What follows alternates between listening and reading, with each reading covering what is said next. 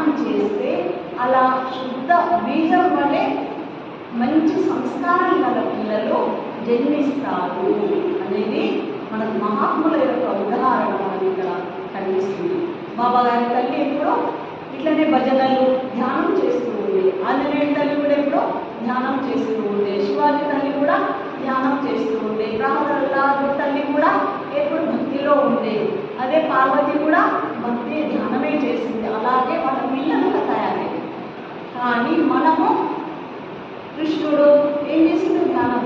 రాముడు ధ్యానం. రాముడు ఎవరి ద్వారా? వశిష్ఠ మహర్షితోటి ఈ శ్వాసకే మంత్రోపదేశం.